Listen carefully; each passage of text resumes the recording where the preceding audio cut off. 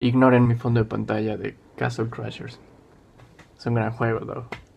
2020 ha sido un estupendo año. Dijo nadie nunca. Ha sido un camino largo. Hemos tenido que resistir, pero aquí estamos. Han pasado algunos meses desde mi último wrap-up y hay dos razones del porqué de esto. La primera es que, a pesar de que no he dejado de leer y he leído varias cosas, muchas de estas lecturas han sido cosas muy técnicas de mi carrera, y no es que no quiera hablar de ello, pero para abarcar estos temas creo que mejor dedicaría un video completo para ello, si es que a ustedes les interesa. No creí necesario incluir esas lecturas en el wrap-up, entonces terminaban siendo wrap-ups muy pequeños, con poco contenido. Pero la razón más importante es que hasta ahora he logrado acomodar mi horario y mi calendario para que mi contenido salga con una periodicidad más constante y pues ustedes no se pierdan de nada. De hecho, tengo una muy buena noticia para el canal, así que quédense hasta el final para que puedan enterarse de qué se trata. En este wrap-up les compartiré 4 lecturas que hice durante el mes de agosto, pero también incluí unas cuantas lecturas que hice durante los últimos meses. Mi primera lectura fue La Fiesta Brava de José Emilio Pacheco. Es una novela corta que se encuentra en la recopilación de su libro El Principio del Placer. ¿Que por qué voy a hablar solamente de esta novela corta? Pues porque es la que leí. Esta novela corta se separa en dos partes. La primera, donde se presenta lo que parece ser un boceto de un cuento. Este no tiene puntos, solo tiene comas y tiene una distribución no muy precisa. Aquí se da a conocer al Capitán Keller, un militar estadounidense retirado que ahora habita en el México de los años 70. Este capitán se deja absorber por los misterios de las culturas prehispánicas a tal punto que esta admiración lo lleva a toda una extraña experiencia dentro de los túneles del metro de la Ciudad de México. Mientras que en la segunda parte se nos habla de Andrés Quintana, el autor de este mismo cuento. A este punto nos damos cuenta que se trata de una narración enmarcada, es decir, una narración dentro de otra narración. De hecho, al inicio hay un pequeño fragmento como de una noticia de periódico que enmarca toda esta historia. Entonces deberíamos decir que es una narración dentro de otra narración dentro de una noticia narrativa. En esta parte conocemos de manera corta pero mejor estructurada la vida de Andrés Quintana y lo que lo llevó a escribir este cuento, así como el proceso que tiene que seguir para publicarlo. Sin embargo, la relación entre autor y cuento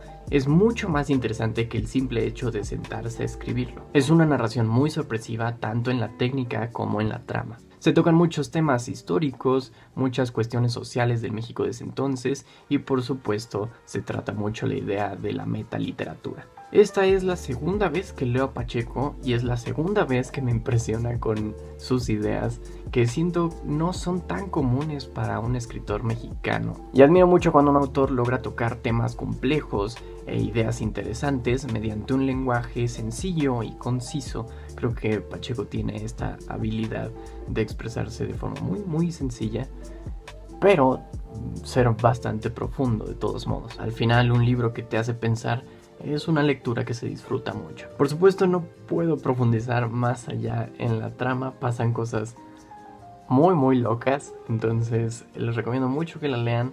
Es bastante corta, como dije, es muy sencilla de leer, entonces si tienen oportunidad, echen un ojo. Mi calificación personal fue de 5 donas. A mí me gustó mucho el cuento, es una narración muy agradable y muy interesante. Sin contar que la metaliteratura siempre ha sido un tema atrayente para mí. Mi siguiente lectura fue una de mis obras favoritas y una de las razones por las cuales me empecé a interesar por el teatro. Se trata de 6 personajes en busca de un autor de Luigi Pirandello y esta es como la tercera vez que lo leo, creo. Pero esta es la primera vez que hago un análisis como tal, debido a que fue una de las lecturas que tuve que hacer durante este semestre. Aún no hemos abandonado toda la temática metaliteraria, pero esta vez se trata de una obra dentro de una obra durante una obra. Es algo bastante complejo y de hecho era algo muy novedoso para la época. Cuando se presentó por primera vez, la gente no la recibió muy bien porque no la había entendido, porque nadie había hecho una obra semejante.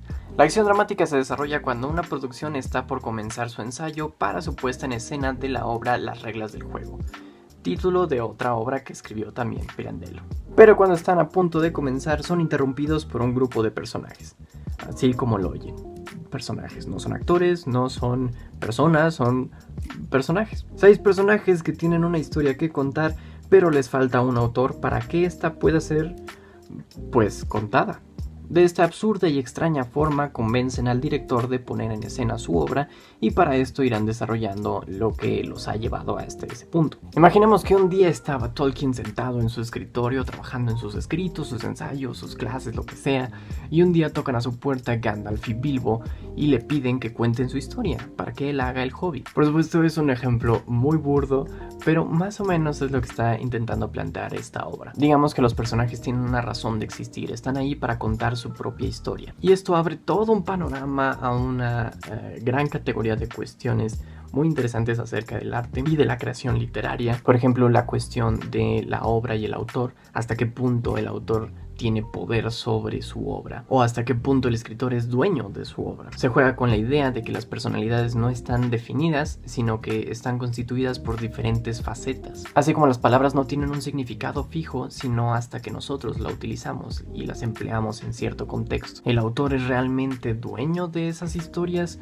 ¿O simplemente es la vía para que el resto del mundo pueda conocer esas historias de esos personajes? Sea como sea, Pirandello nos habla de que no se le da vida a un personaje en vano. Para nosotros estos personajes viven en esta ilusión que nosotros creamos, pero ellos solo tienen esa realidad.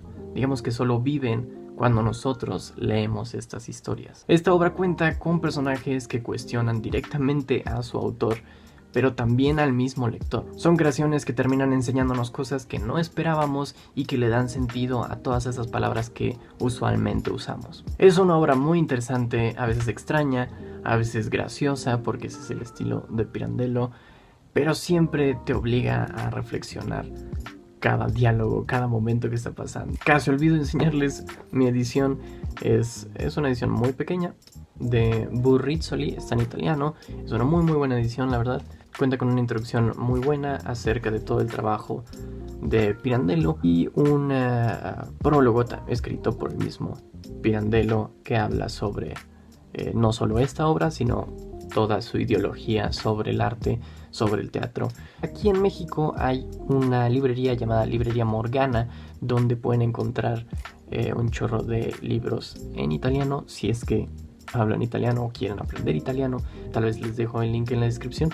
Yo no lo compré ahí, pero seguro encuentran a Pirandello. Mi calificación final obviamente fue de 5 donas, porque pues esta es una de mis obras favoritas de teatro, si no es que mi favorita. Y después leí algo un poco más reciente, se trata de Salón de Belleza de Mario Bellatín. Esta novela la visitamos en un momento muy oportuno porque toca temas muy similares a los que estamos viviendo hoy en día con respecto a la pandemia, al encierro, a la enfermedad, a la muerte. En esta narración se presenta un personaje cuyo nombre nunca conocemos y el cual dirige un salón de belleza. Este salón pasó de ser uno muy concurrido por una gran clientela femenina a un moridero, es decir, un lugar dedicado a que enfermos pasen sus últimos días de vida. Esto sucede debido a que una extraña enfermedad comienza a cobrar vidas a gran velocidad en la ciudad, y el protagonista siente la necesidad de ayudarlos de alguna forma. Parte de esta necesidad nace debido a que muchos de estos enfermos son hombres homosexuales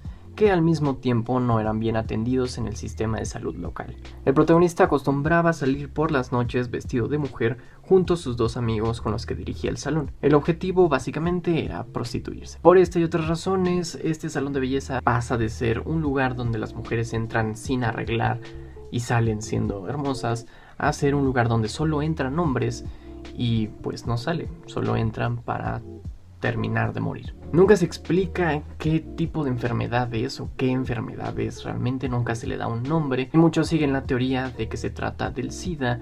De hecho, la historia está ambientada en los años 80 y 90, 2 décadas donde el SIDA pues se propagó a gran escala. Sin embargo, muchos de estos síntomas no tienen relación realmente con el SIDA, y al final creo que ni siquiera es importante el nombre de la enfermedad, sino el hecho de que sea una enfermedad y a qué tipo de personas ataca y cómo la sociedad reacciona ante ello y cómo el sistema de salud pues no está preparado para ese tipo de pandemias, como lo que pasa hoy en día. No estábamos listos para esto. Otro elemento interesante es la curiosa afición del personaje principal hacia los peces. Colecciona de todo tipo, pequeños, grandes, caníbales, de todos los colores, y todos ellos son una especie de alegoría sobre la sociedad, los humanos, la vida, la muerte y el tiempo. Es una historia que me provocó bastante ansiedad, en especial cuando habla de cómo el miedo se apodera de la sociedad y los obliga a actuar de manera irracional hacia una cuestión como esta, que es la pandemia. En cierto punto el mortorio es atacado por la gente de la colonia por este temor de que sea un foco de infección y que se propague a mayor escala esta enfermedad. Cosa que no resolvería el problema, evidentemente, pero es justamente eso, es el miedo irracional a aquello que está pasando afuera. Sacándolo de la ficción a nuestra realidad, es algo más o menos parecido a lo que pasa con los ataques a enfermeros o doctores que viajan en el metro o que van caminando por la calle, simplemente porque se cree que están en contacto con el virus, el COVID. Ya a estas personas se les cree que están infectadas y les parece a la gente racional atacarlos, mientras que son ellos aquellos que tienen las herramientas del conocimiento para combatir este virus y son necesarios para la sociedad para contrarrestar la pandemia. Es muy absurdo, pero es real, y creo que también por esto esta historia, esta narración de Mario Bellatín da en el clavo en muchos aspectos sociales, y obviamente también incluye muchas cuestiones acerca de cómo la sociedad sigue viendo hasta hoy en día a toda la comunidad homosexual. De hecho, hace unas cuantas semanas Mario Bellatín y Margot Glantz dieron unas pláticas acerca de este tipo de temas, hablaron sobre salón de belleza, lo cual fue muy interesante. También tocan otros temas de otras obras, pero todo relacionado justo a el miedo social, las pandemias, el encierro, la soledad. Y todos ellos los pueden encontrar en el canal de YouTube de la UNAM, de Cultura UNAM, creo. De todos modos, les dejo el link en la descripción por si quieren verlo, y les recomiendo obviamente que lean esta narración. Es una narración muy interesante, también bastante sencilla de leer, y al menos por lo que vi de las pláticas, Mario Bellatín se ve un hombre muy simpático. Debo decir que no entra entre mis narraciones favoritas, por lo cual le di 3.5 donas sobre 5, pero de todos modos la recomiendo, sigue siendo una buena narración. Lo último que leí este mes de agosto fue El extranjero de Albert Camus. Son de esos autores que te inflan tanto y te lo ponen tan arriba que siempre sientes que no estás lo suficientemente preparado para abordarlos, pero cuando lo haces te das cuenta que simplemente era la expectativa que todo el mundo había creado sobre ti y realmente no es tan imposible como tú pensabas. Conclusión, no te dejes abrumar por la crítica sobre un libro. Si te interesa un libro o un autor, léelo, y si sientes que es demasiado para ti, déjalo a un lado, lee otras cosas y luego vuelve a intentarlo. Aún así, creo que El extranjero no es una novela que sea tan complicada como todo el mundo quiere hacerla ver, pero eso sí, es muy interesante, es muy profunda. Ahí les va el porqué. Albert Camus fue uno de los más grandes exponentes del existencialismo literario, y en este libro relativamente corto nos presenta a un hombre cuyo nombre no voy a intentar pronunciar porque no hablo francés y seguro la voy a cagar con una horrible pronuncia. Meursault. Este sujeto tiene una postura muy específica ante la vida y la existencia misma. Nada le causa asombro, ni siquiera la muerte de su madre. No reacciona ante la injusticia o los actos inmorales. Nunca muestra arrepentimiento, ni siquiera cuenta con una expectativa de vida. Simplemente vive en una eterna apatía hacia la existencia que poco a poco lo lleva a cometer actos inaceptables, que de todas formas no le importa mucho debido a su escepticismo hacia el arrepentimiento y los sentimientos.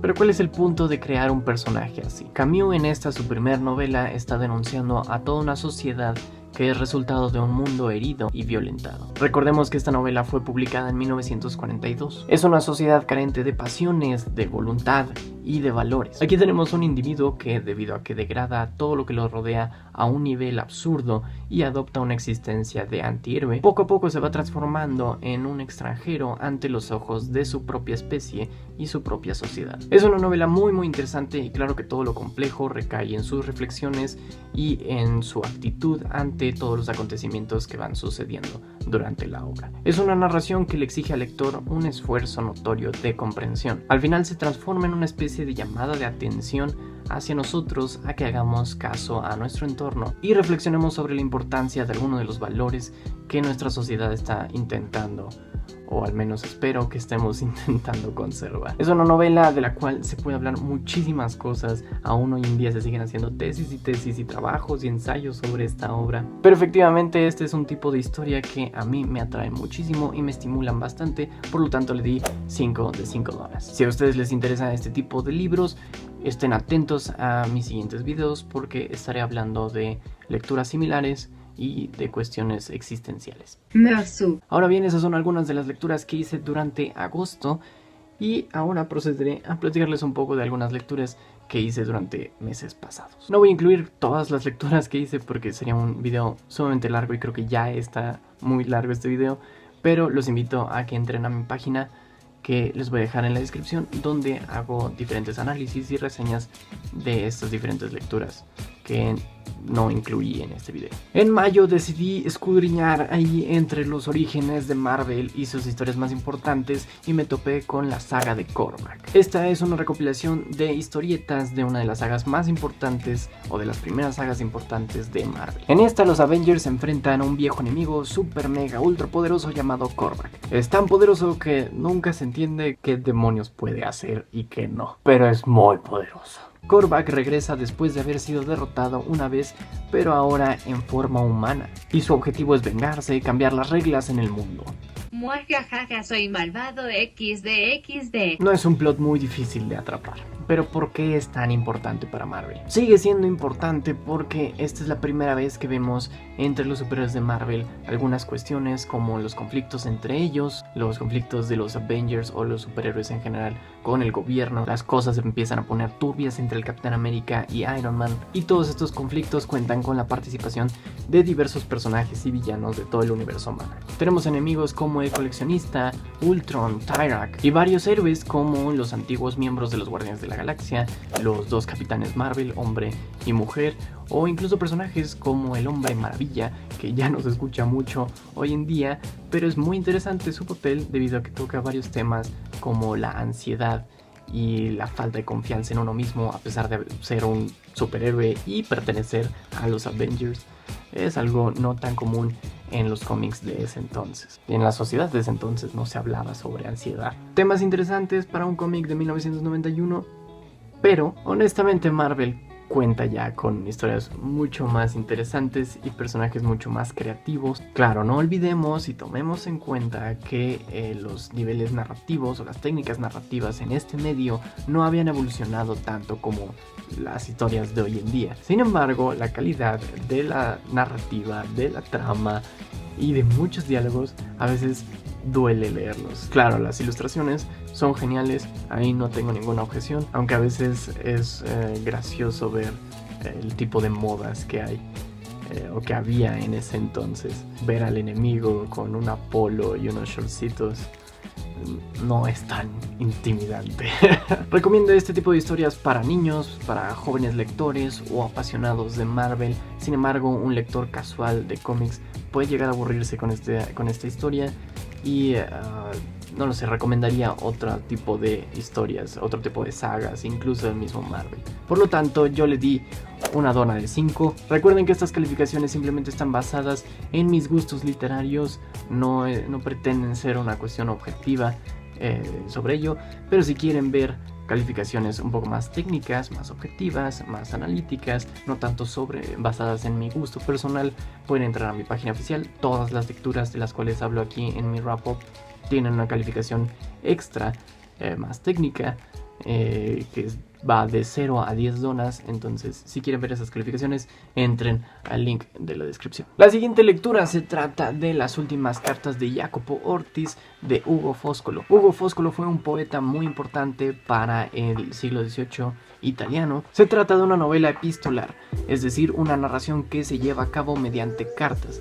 Estas están obviamente escritas por Jacopo Ortis, y en ellas encontramos varios pensamientos de este personaje con respecto a sus desamores, amistades, enemistades, vínculos fallidos y mucha política. Estos temas llevan a Jacopo a librar una contradictoria batalla interna hasta llegar a un punto de sufrimiento insoportable que lo llevará a sentir que ha perdido todo y por lo tanto considerar el frío suicidio como última opción. Linda historia, ¿no? Llena de alegría y vida, romanticismo. La historia fue inspirada en algunos acontecimientos históricos, algunos pensamientos del pensador ruso que Fosco lo admiraba muchísimo, y obviamente de la obra de Goethe, Las penas del joven Werther. También está inspirada en algunos acontecimientos que el mismo Fosco lo vivió con respecto a sus relaciones amorosas, y fue escrita durante el final de las campañas napoleónicas en Italia, donde en 1797 se firmó el Tratado de Campo Formio, donde, entre otras cláusulas, Napoleón entregó Venecia al emperador austriaco. Hecho histórico que llevó a Foscolo a decepcionarse mucho de su héroe, Napoleón.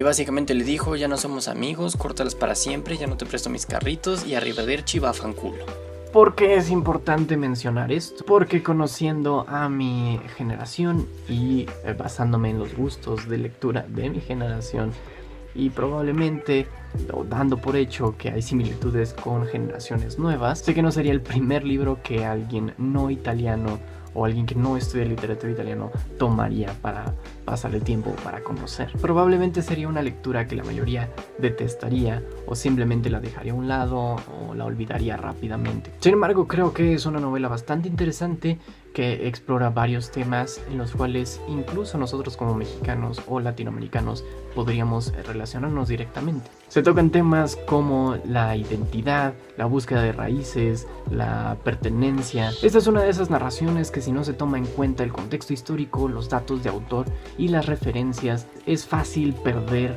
el punto de la novela. Por supuesto, no voy a negar que no es un estilo que a mí específicamente me agrade, me parece interesante, pero no es el tipo de exposición que a mí me suele gustar leer. Admito que tengo un amor-odio con la literatura romántica y por esa misma razón le di 2 donas sobre 5. A mí específicamente me hizo reflexionar mucho sobre las cuestiones de la identidad nacionalista.